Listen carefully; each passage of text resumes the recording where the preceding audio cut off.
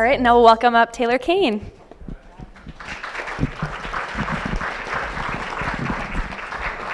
Chris, that was so inspiring. Hi, everyone. I'm so excited to be here today. So for those of you who don't know me, my name is Taylor Kane. I'm 20 years old. I'm a junior at the George Washington University in Washington, D.C. My ALD story began when I was 3 years old, and my dad was diagnosed with cerebral ALD. Over the next 2 years, he started to deteriorate. He deteriorated pretty quickly and lost the ability to walk, talk, swallow, and understand what was going on around him, and passed away when I was 5 years old in 2003. So at the time my dad was diagnosed, it was believed that females didn't really get any symptoms, and that the only thing that I would have to worry about being a carrier of the disease was passing the defective gene on to any children that I might have in the future. Sorry, this mic's like awkward. So as I got older, it began to become more common knowledge that females did in fact often experience symptoms and sometimes disabling ones. I've known that I was a carrier for as long as I can remember. I don't recall a time where my mom ever sat me down and, broke the news to me. I've just been surrounded with ALD my entire life, whether that be through my dad when he was sick or going to different conferences. So it's something that I've always known, but it wasn't really until high school when I started to think what that actually meant for me. And I started having a lot of these questions, like what symptoms could I get, when would they start, and what was IVF with PGD or in vitro fertilization with pre-implantation genetic diagnosis, which, yeah, I know, super long, but I've heard that term thrown around a lot during my life, and I knew that that was the option that I would be taking if I did have kids, but yet I didn't really understand the cost associated with it or anything like that. So it was around this age where I turned to Facebook like any other teenage girl does when they have a problem, and I joined a bunch of carrier groups on Facebook, which were super helpful and super beneficial to me, just because at the time, the only carriers that I knew personally were my sister and my cousins on my dad's side. And I actually didn't know any carriers that were anywhere near my age, being 15 years old. The next youngest carrier I knew was my sister, who's 10 years older than me. So I was searching for more teenage carriers just so we could relate and kind of talk about what it's like to be existing in this gray area of not really knowing what's going to happen for the future. It was pretty difficult to find other young carriers in the already existing Facebook groups. So that led me to start my own group called Young ALD Carriers, or YAC for short. At the time, I capped it off at age 25, but since some of the YACs have aged since then, I extended it to 30. Don't want to have to kick anyone out, just kidding. So basically, on this support group, different carriers will ask questions, they'll share their stories, we have video chats, phone calls. A few years ago we made a short documentary video with 5 different carriers from all over the US and Canada where we talked about our experiences. And I would say the group now has over 100 members. Half of them are like me. They found out before they have had children. They found out from a dad being diagnosed or a brother being diagnosed. And then the other half are young carriers who found out, unfortunately, when it was too late after their son tested positive for ALD. So since starting YAC, I've gotten involved in a lot of other rare disease advocacy, more on the general level, which is pretty easy to do, especially going to college in Washington, D.C. So in addition to interning for the National Organization for Rare Disorders, last year I'm involved in a group called YAR, which stands for the Young Adult Representatives of the Rare Disease Legislative Advocates, so that is an acronym in an acronym. It's part of the Every Life Foundation, and it's basically just a coalition of young adult activists among rare diseases all over the world. And it's September, a friend of mine at GW who has an undiagnosed rare disease, we started an organization on campus called Rare GW, which stands for Research, Advocate, Reform, and Educate, so love acronyms here, which raises awareness of rare diseases on campus. And last but not least, about a year and a half ago, I founded my own nonprofit organization called Remember the Girls. So I started this organization because whenever I would speak about ALD at different conferences and rare disease events, I would have women come up to me afterwards with different X-linked recessive diseases, such as hemophilia A and B, Duchenne muscular dystrophy, Fragile X syndrome, Kennedy's disease, Hunter syndrome, et cetera. And they would come up to me and tell me that they had the same issues with their disease as we do in the ALD community as it comes to carriers and often being dismissed as being just a carrier. They also talked about how it was harder to get doctors to attribute symptoms to their disease. They also had troubles with affording their preferred method of reproduction. And there just wasn't much medical research generally on female carriers and not really any clinical trials in which they were included. So this is pretty much what mobilized me to found Remember the Girls, to bring more attention to these issues, not only for ALD carriers, but for carriers of all X-linked recessive disorders. So right now, the group has over 150 carriers from numerous different X-linked diseases. ALD is the biggest community in the group right now, so thank you to everyone who's in that group. And before I proceed, I do want to make one point clear. So of course, we all know that males are more severely affected by X-linked diseases, and particularly ALD. And the primary focus, of course, should be on finding a cure for them.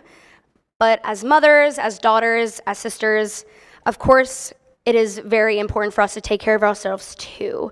And with more states starting to screen newborns for ALD, as Elisa showed, more girl carriers are getting identified. And I don't think that they should be forgotten about. So that's what created the name Remember the Girls. So even though the organization is in its early stages, I'm working on 2 projects right now. The first being an anonymous survey. I'm trying to determine the different needs and desires of X-linked carriers. So far, I've gotten about 250 responses from carriers of all ages and from a number of different X-linked diseases. And it's been quite interesting, actually, because it demonstrates how alike our carrier issues really are. But I'll mention that later at the end of the presentation.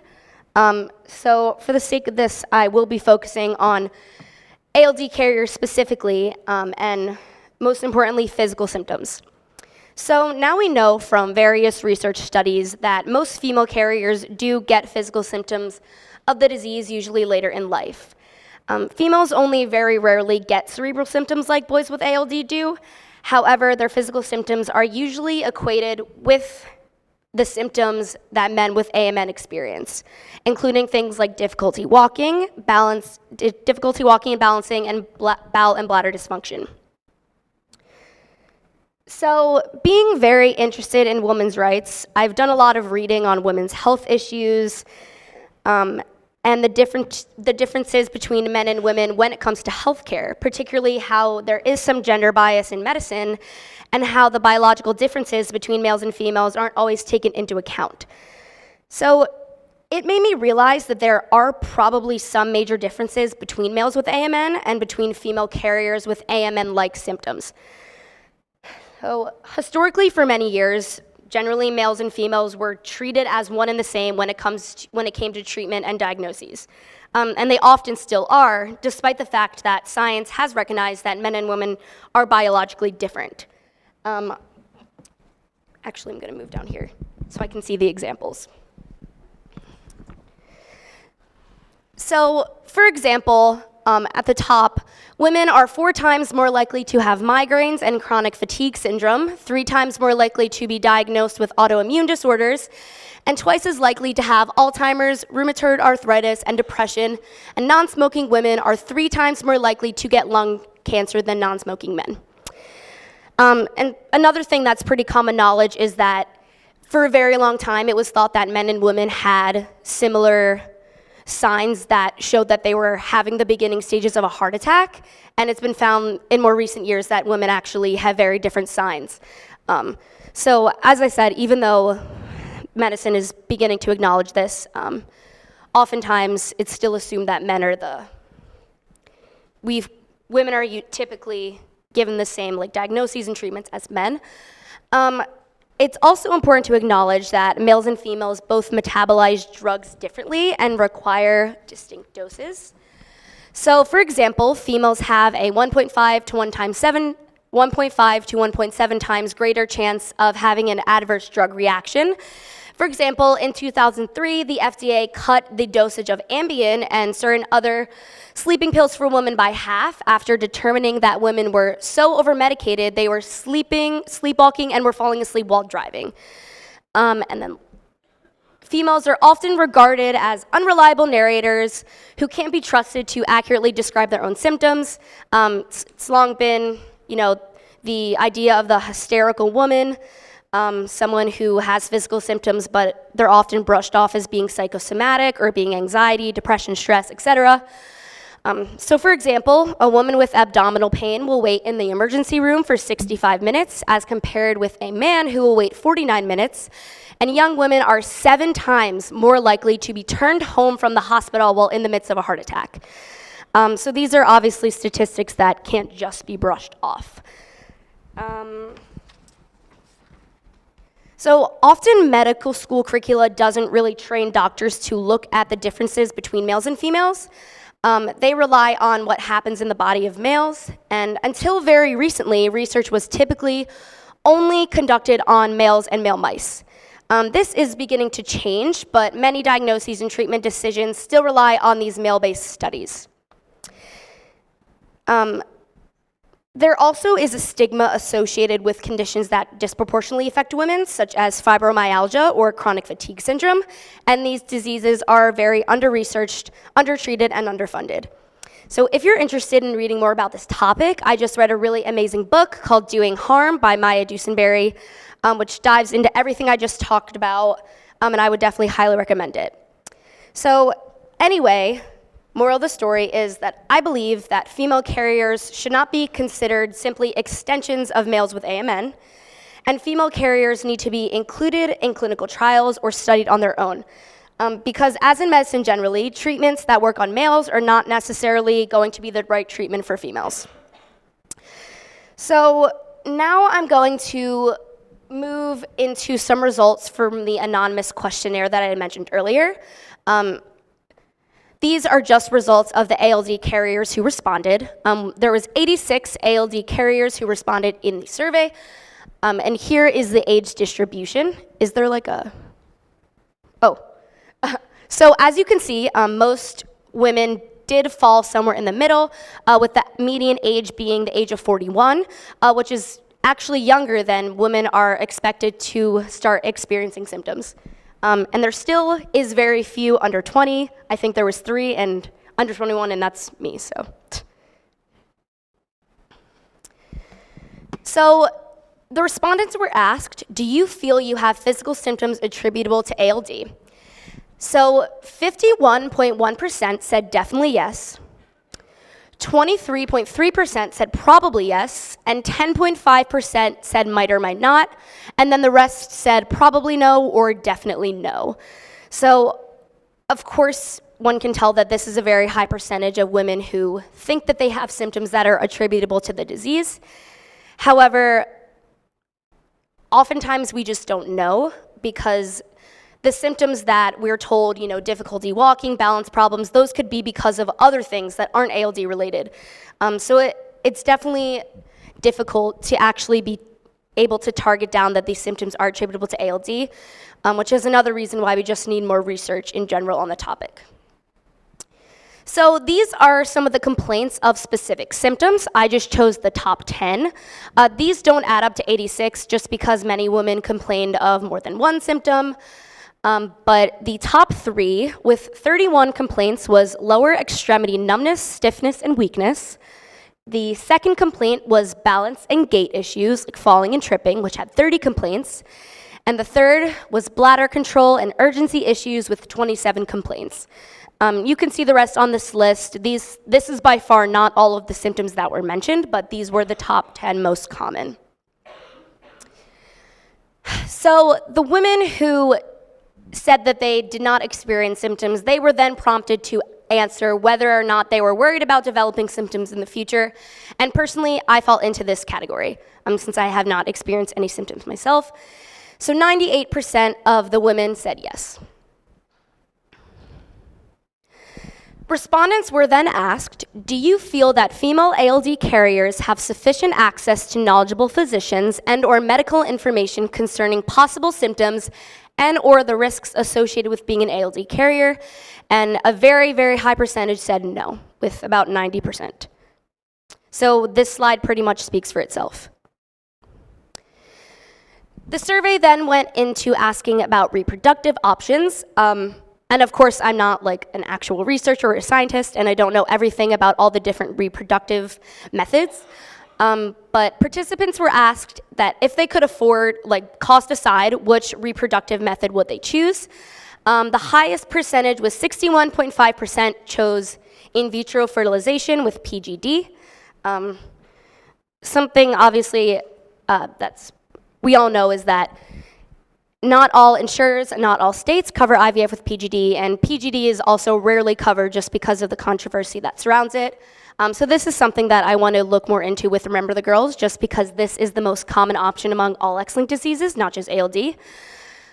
The second one was natural conception with 15.7%. Up there is also adoption with 10%, CVS testing with 7.2%, and then also a donor egg. These weren't the only options people wrote. People also wrote things in the other category, such as sex selection, but these were the most common. So the last question of the study asked carriers to rate on a scale of 1 to 10 the importance of these 5 issues. So the first one, with an average rating of 9.55, is ensuring that all potential carriers have access to affordable genetic testing to determine or confirm carrier status. The second one, with an average of 9.48, is improving carrier access to medical information, research studies, and new treatments and reproductive methods. The third, with 9.31, is mobilizing the medical community to perform studies and clinical trials on female carriers so as to find treatments and cures for physical symptoms. The fourth, with 9.23, is uniting female ALD carriers to support one another and advocate for laws and policies beneficial to carriers. And number 5, with an average of 8.73, is ensuring that female carriers have insurance coverage or can afford alternative reproductive options. So clearly these are all very close, so all of the carriers regarded these issues as important. Come to this side. So in the young ALD carriers group, knowing that I was speaking today, I asked YAC members, what else should I talk about or what should I be sure to mention? So many people were curious about carrier newborn screening follow-up, and Jennifer mentioned what they were doing in North Carolina, but with more and more states screening for ALD, a lot of the carriers in the group were wondering what information carrier parents were getting, how girls were being followed up with as they get older, and things of that nature. Another important topic was mental health issues. Of course, there's a lot of guilt associated with being a carrier, passing the disease down. Carriers also often experience anxiety and depression, whether that be because they have a child with the disease or because of their own physical symptoms.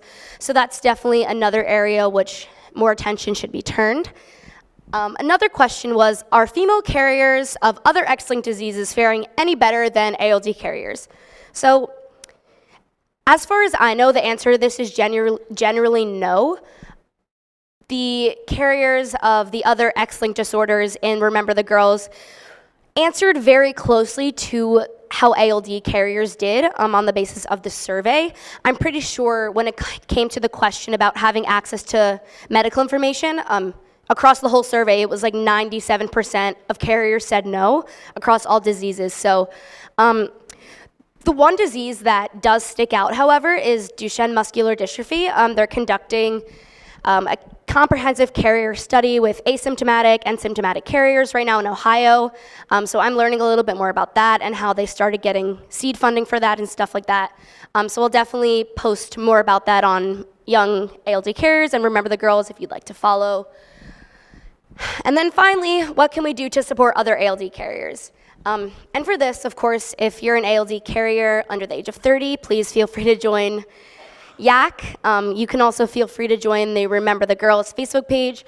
In the folder, there's information about both different groups, like where you can find the different pages on Facebook and things of that nature. And of course, just be there for other carriers to answer their questions.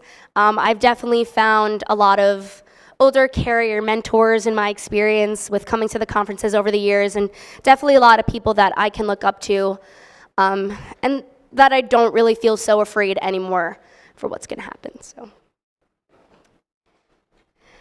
yeah, and then if you would like my email, it is rememberthegirls23@gmail.com if you would like to get in touch with me. And you can also follow me on Instagram and Twitter at TaylorKane23.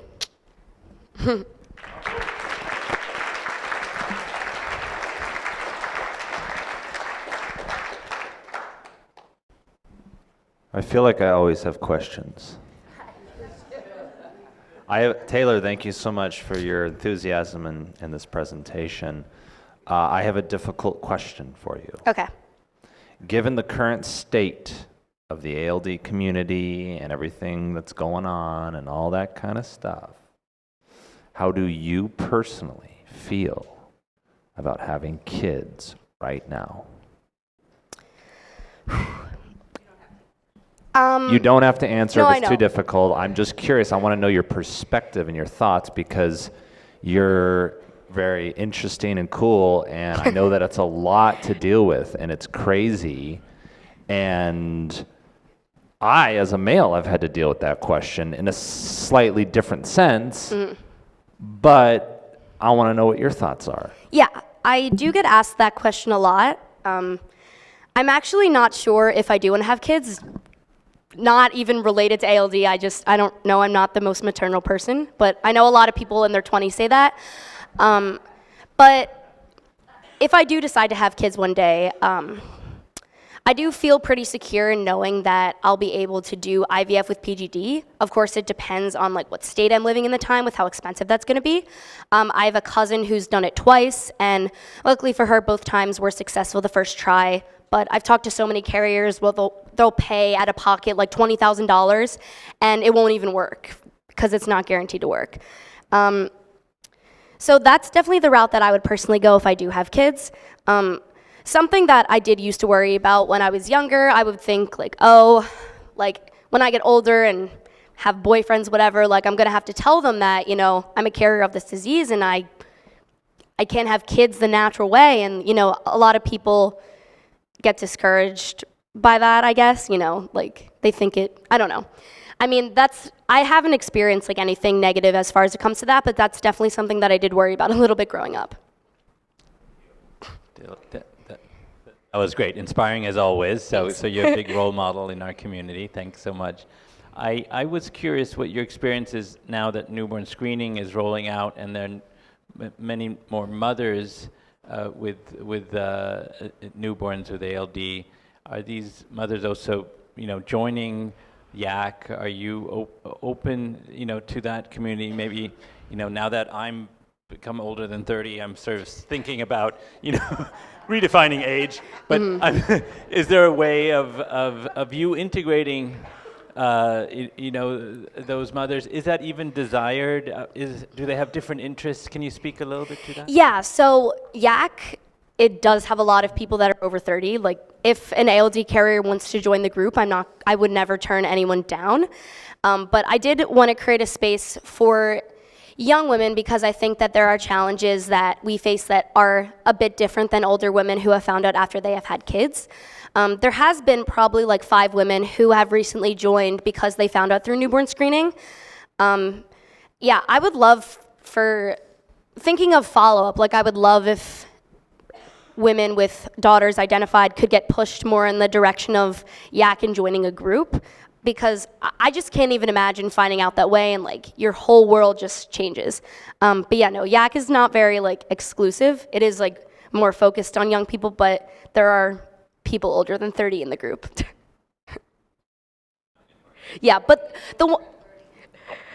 That's a good question. I'm actually pretty scared because I talk a lot about young adult advocacy, and I'm like, when I'm like 26, like, no one's gonna want me anymore. Like, I don't know what I'm gonna talk about.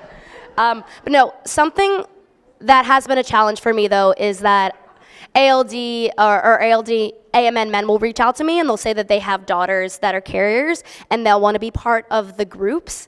But I usually say that the groups are exclusive for women just because it should be like a safe and private space. So with the men that ask this, I usually just forward them different information. Remember the Girls is actually also creating a short documentary series right now to make carrier information, whether that be symptoms, reproductive options, et cetera, more accessible to carriers. Since a lot of carriers are also caregivers, they don't really have the time to sit down and read through lengthy journal articles about what could happen to them. So definitely would pass these videos on to the men since the groups are for women. I have a question. I can think of some women that are in the 30 to 35 age group that are real interested in IVF, PGD, and might be interested in your group. Another question is, you talked about IVF, PGD controversy. Could you elaborate a little on that? Yes. So as I mentioned, I don't know everything about IVF with PGD, but I have read that PGD is a bit more controversial just because it goes against, I don't know how to say this, like it goes against like the natural will of things. Right, yeah, it's mostly religious controversy because it goes against the natural will of life and things like that. And people also worry, as they do with like CRISPR and gene therapy with like designer babies and stuff like that, which I personally think is ridiculous as someone who's going to need it. Sounds kind of silly to me too. Yeah, for sure. Me and one of my friends who is, he has Huntington's disease. He's another young adult advocate, so he, like you mentioned, does have to think about reproduction for himself also.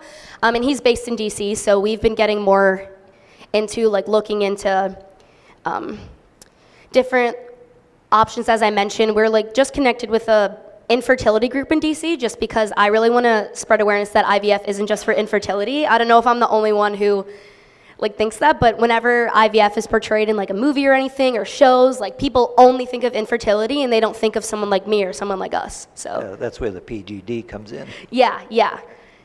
Okay, thank you.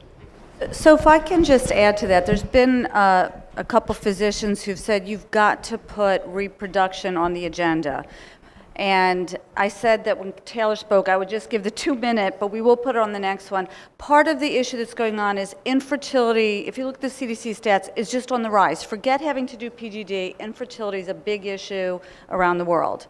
The other thing that's happening is, as we all know, people are getting older when they have kids. So if you are thinking of doing IVF PGD, by the time you're 35, your odds are way down, seriously. And I think that's something that we have to start educating people, that if you're going to, I mean, think about it. I've talked to some people who have also, through newborn screening, found out that they have one child with ALD, and they're like, you know, I was thinking of having another. Maybe I could make sure that their sibling was an HLA match. So now you're talking about 1 in 8 embryos being unaffected HLA match. So that means you better have about 10 to 15 eggs in that cycle. It's pretty, over 34, those numbers are pretty slim. So, and I mean, since we're all disclosing personal things, I have, my daughter who's 15 says she's a designer baby and proud of it. I told her to keep that quiet because some circles don't like that. But no, I mean, it's a different generation. She was one of the first ALD PGD baby, or non-ALD PGD babies. And I had to go through many cycles. And it's a lot of drugs, a lot of shots. It's not something that normal people go through. So it's just, we will put it on an agenda. It's things that people need to consider. And also for AMN men, everybody thinks it's just women's eggs get old. Guess what? Their sperm's not so good either when they get old. For whatever reason, it's out. It's true, Florian. Look at the literature. Over 45 now, they're saying the odds of having a child with a problem is goes way up. So if you already have concerns, just to put out there, we have to talk about egg freezing, sperm freezing, and even embryo freezing. Because if you are thinking about it, you can, do the IVF PGD and then freeze and, for later. There's obviously a lot of religious things. Short. I know it's super important, but we really want to make sure that we have enough time for the breakout session so that these conversations can continue. So we're just going to have Emma Hayes come up and wrap up our session on living with ALD, and then we'll be able to move into those breakout sessions and continue these conversations. Could I just throw out one thing? Adoption is incredible. My niece has adopted too. The foster care system is brimming with kids that want to be adopted, so it's an option.